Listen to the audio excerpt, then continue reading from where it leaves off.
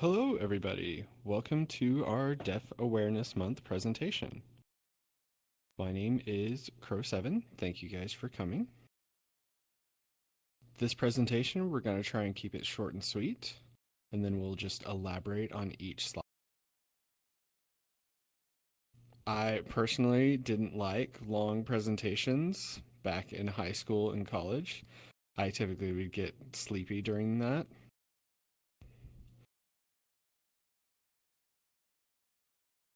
We've all experienced those long presentations before, right? So I hope this presentation will be nice and be worth your time. Let's go ahead and begin.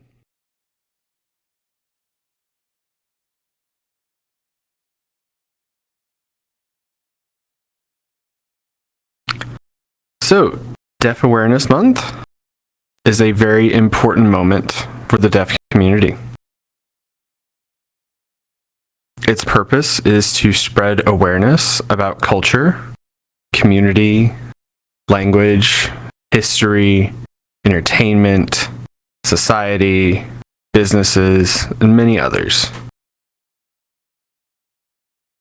Deafness is not just a disability. Sign language is not just a language. If you only learn the sign language without the deaf culture behind it, it's like standing on the tip of an iceberg. You have to dive down into the deaf community and learn everything from deaf people to be able to see the ice underneath.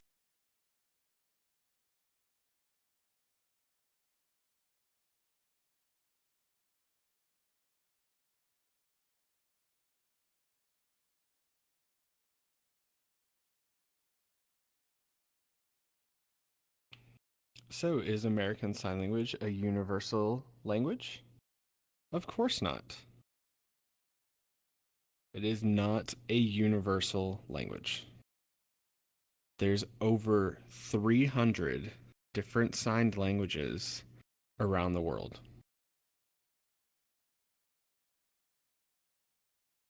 I'm going to switch roles here and I'm going to ask you the questions.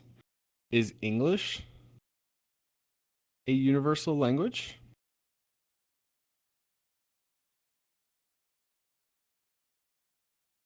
Do we just have one language on this one planet? Each country has their own sign language, their own culture, their own unique take on the language.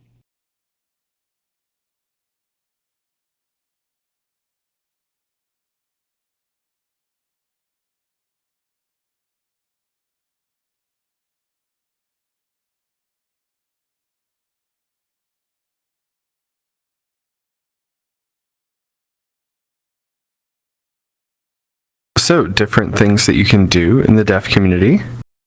You can learn sign language from authentic deaf people and certified teachers, both deaf and hearing.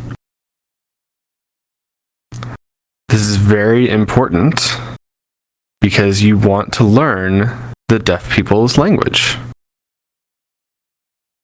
You can, of course, go and search on the internet and find both local and online classes with deaf people and certified teachers.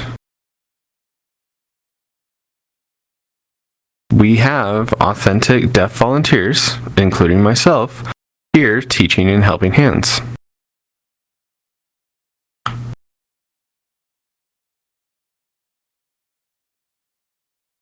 Socializing with deaf and hard of hearing people is also important because you can learn and see both their hands, their body language, and the facial expressions.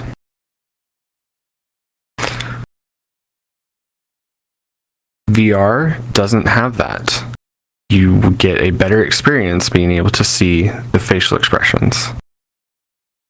Sign language requires people to use body language and facial expressions in conjunction with the hands, not just hand movements.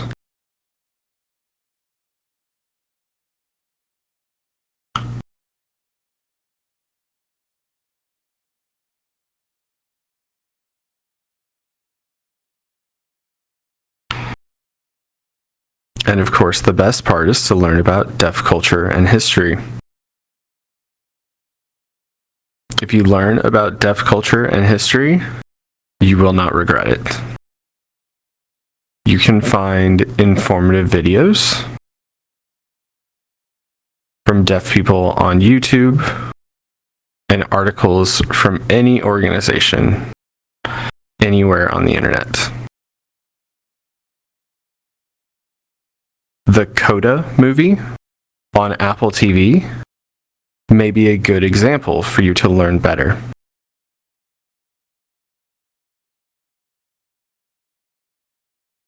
An actress in it named Marlee Matlin is a deaf actress and became the first deaf person to win the Oscar award back in 1987. Another actor in the movie, Troy Kotsur, is a deaf actor, and he became the second deaf person to win the Oscar award back in 2022. Marlee Matlin and Troy Kotsur starred together in the Coda movie. The movie itself won the Oscar award in 2022. At the same time that Troy won his Oscar award.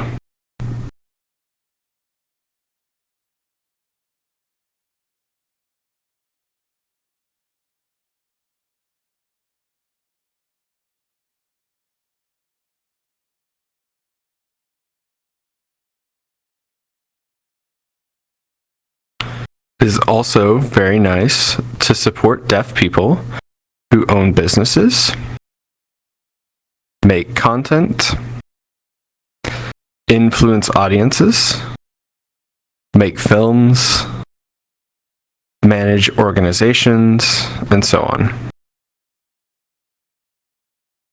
For example, if you're looking for some nice artwork, you could find one from 5/8 Creativity, which is a deaf-owned business. I know everybody also loves to watch videos on YouTube, Instagram, TikTok. I recommend that you go out and find deaf content creators there. They make so many great videos.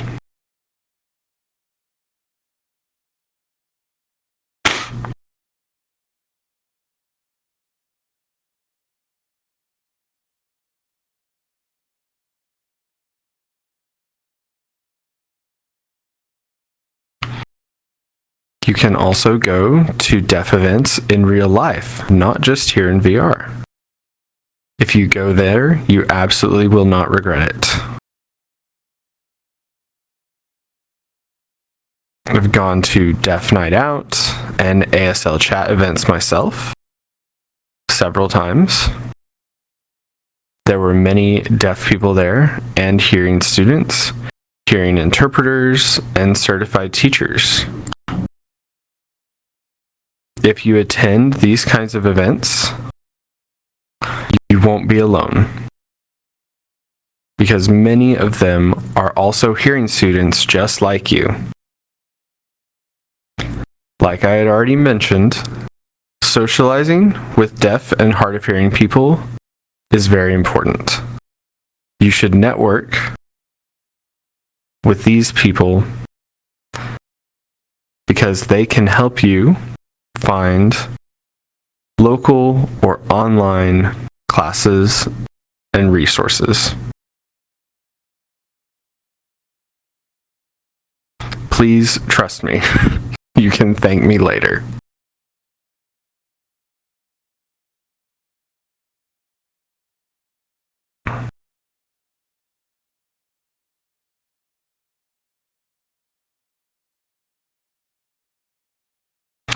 Also here, we have a lot of people in VR that may not realize that their country has its own home native sign language. For example, French has French Sign Language. The UK has British Sign Language. Japan has Japanese Sign Language. South Korea has Korean Sign Language. Germany has German Sign Language. Brazil has Brazilian Sign Language. Remember, there is over 300 sign languages around the world. You should take the chance to learn the native sign from your home country, and you won't regret it. Just once in your lifetime.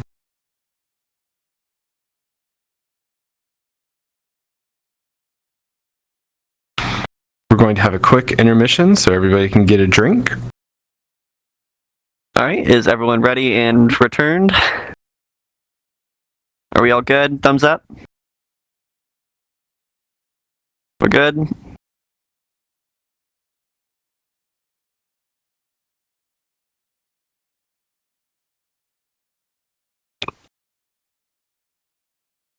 Go ahead and read the slide.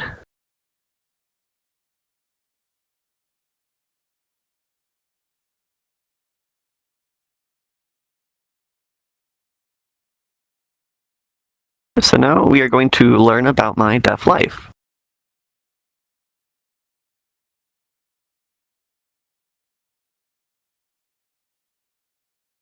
So I have been capital D or deep and fully into the deaf culture ever since I have become deaf. And the reason for that was I had caught a fever when I was 2 years old, and it had sent me into the hospital, and I had to go several times in order to be able to take many hearing tests to see how much I had left. And I had believed that I was the only deaf person within my family, but it wouldn't be until I realized later on that I indeed had a deaf aunt. And she had developed hearing loss later within her life.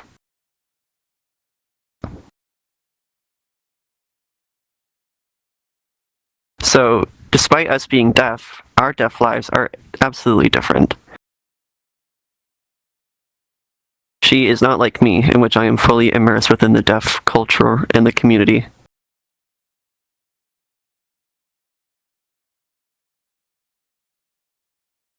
And this is known as a deaf spectrum, in which we have those who are fully into the community and those who are not.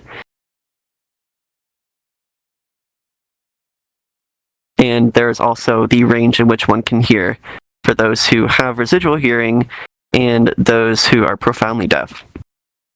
And everyone's life experiences will be different depending on this level of hearing and their cultural immersion. And keep in mind that not everybody within this community is the same.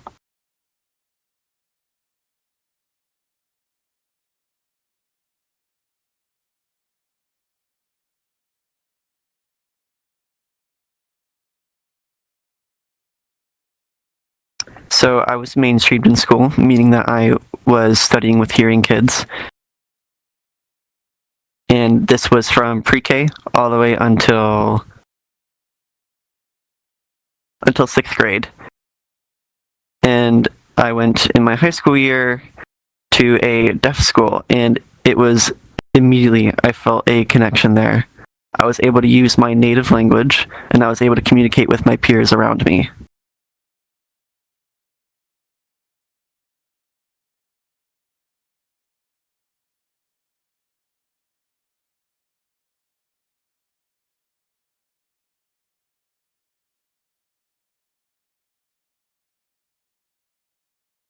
I went to a school in New York called RIT, or Rochester Institute of Technology.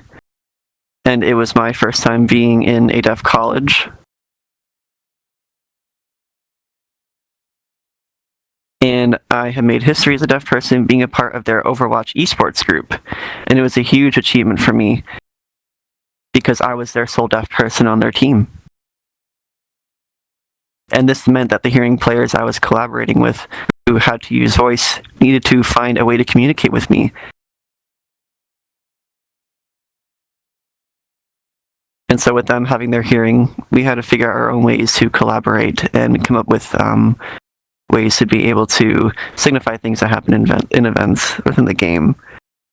And we had to create plans from A to Z to be able to practice together. As many deaf people are dependent on their eyes and visual things that happen within their surroundings.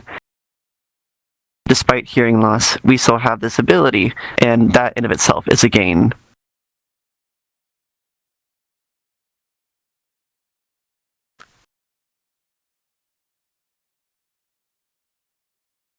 And this is my heightened sense in which I am like the daredevil, where I have this feeling in which I can see things going on within the area around me.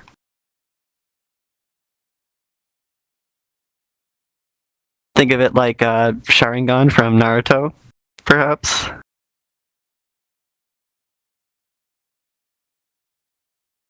Though, no, I currently do not have my Sharingan activated.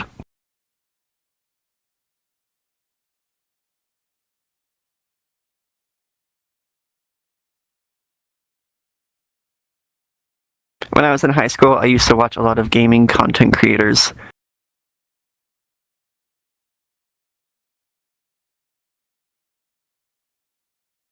And many of those videos would either have or have no captions.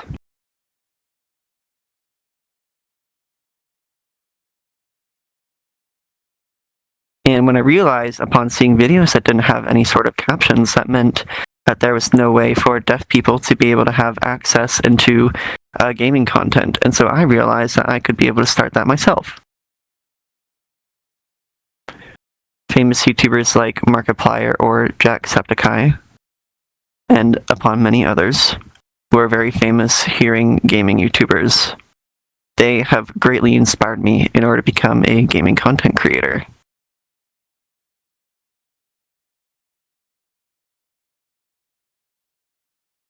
And I wanted to be able to bring influence from deaf culture and my sign language into what I do now. And this moment had greatly changed how I saw the world. And when that had happened, you would see more deaf YouTubers being able to create their content, and that would become further prolific, where they would be able to share their experiences within the gaming community. And it feels wonderful to be able to support other deaf content creators and share their goals as well.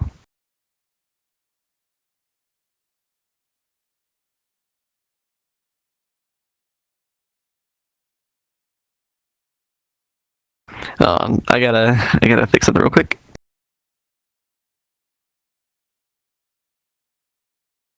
Thank you all for coming and partaking in this presentation. I hope that you all had learned plenty from it. And it certainly means a lot to me as well as other deaf people.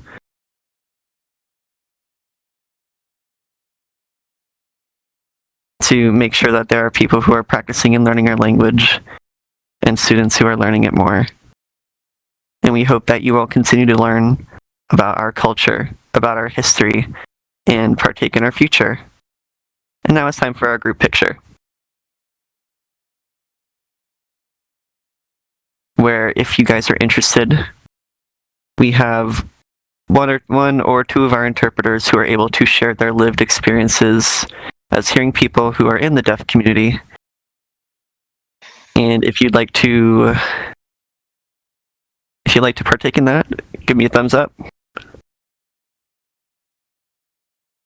So we might be able to have 5 minutes to have a sort of interview where if you're curious, you can ask some questions where Polly can share his experiences as a hearing person in the deaf community. So would you go ahead and introduce yourself and explain where you're from and about your first year till now in the deaf community?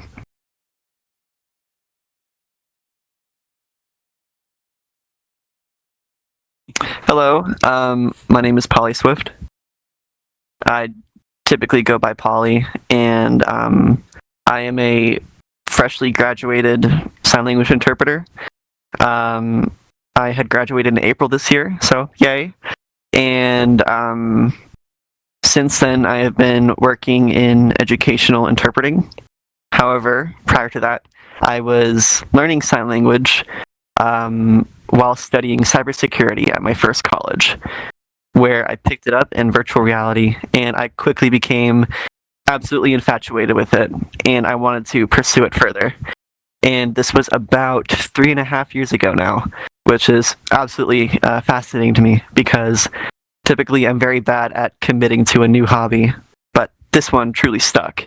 And it's due to the fact that this community has been very nurturing to new students like me at the time, and really encourage you to, as Crow said, get fully immersed within the community. And it was an absolute blessing to be a part of that special group of people, and to have a shared experience with hearing students, learning the language at the same time, and with deaf people, being able to be a part of their lives, which is a big thing about being an interpreter, is that you get to experience these things that if this person were not deaf, you simply would not be able to get a view into this life, and it's a privilege to be a part of that. And I'm very privileged to be able to do what I do, because I'm here to raise awareness for deaf people, to advocate for them, and to support them in any way that I can. And again, it is an absolute blessing to be able to do so. I'm not sure what else to say.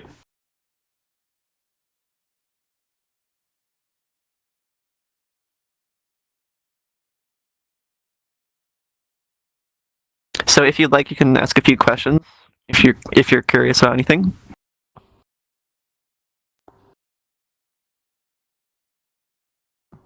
But I do have a question for you.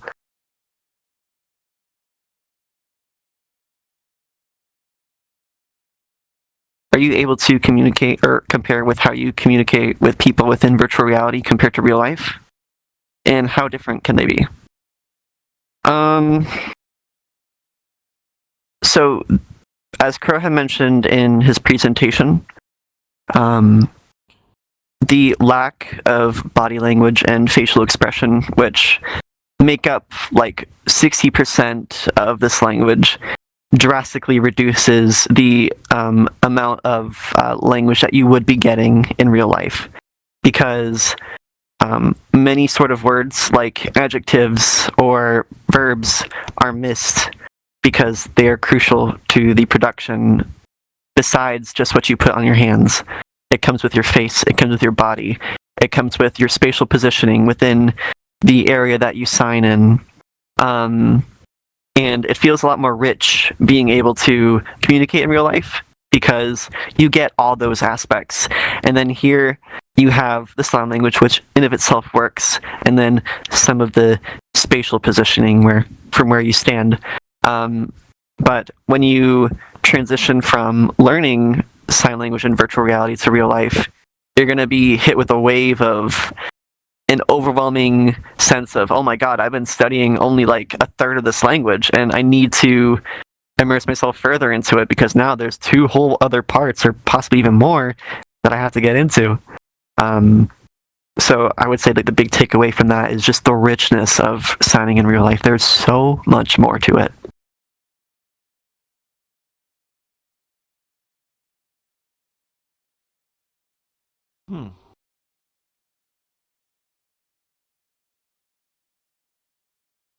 Next question is, have you gone to deaf events? Yes, I have gone to plenty. When I was first learning it in virtual reality, I would make it a key point to be able to attend as many Helping Hands events as I could, because you're not going to be able to learn a language if you don't use it. and it just sits in the back burner in your mind, or if you're just studying virtual or studying the vocabulary, being able to put it out is what's going to make you better at it. And also, those who do go to deaf events are very encouraging to be able to help you develop your skill, because there's a lot to it, like I said, with all the aspects and facets of ASL and other sign languages.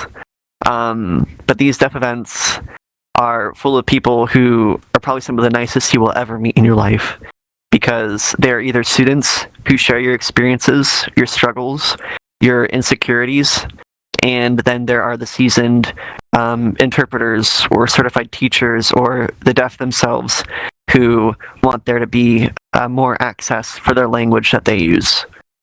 It is very vital that you attend these events as much as you can, and just know that you all start somewhere, and it only goes up from there. The more you go, the more you put yourself out there.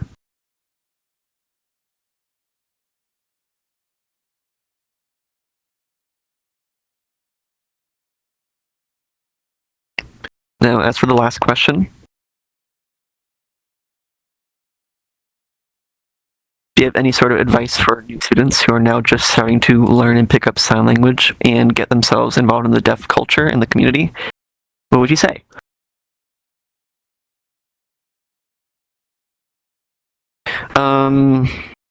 Okay, 3 things.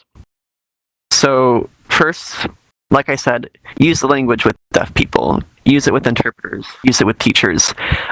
They will be able to help you develop and hone that skill, because the 2 parts of ASL with production is the expressive and receptive aspects, and both require practice. And tied to that, try your best to use both as much as you can. Don't get caught up being the only person signing in one conversation, and then don't end up sitting just watching the other person sign. Force yourself to do things that you're not comfortable with in the language, and you'll feel both get better over time. The next thing is make sure you are learning from the correct people, because we tend to, as students, neglect that vital resource of deaf people and their language, which belongs to them and not the hearing people. And we don't want any sort of incorrect changes happening with the language should you learn from a student who produced the sign incorrectly. And lastly, get yourself involved with any sort of businesses that you know in your area that are deaf-owned.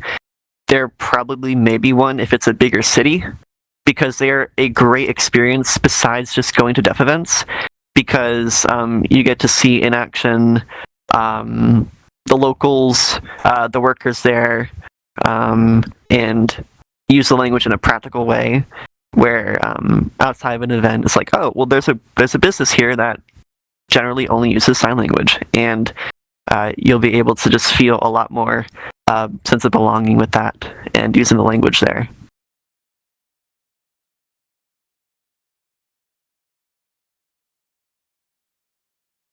Thank you for answering your questions, and again, thank you everybody for coming.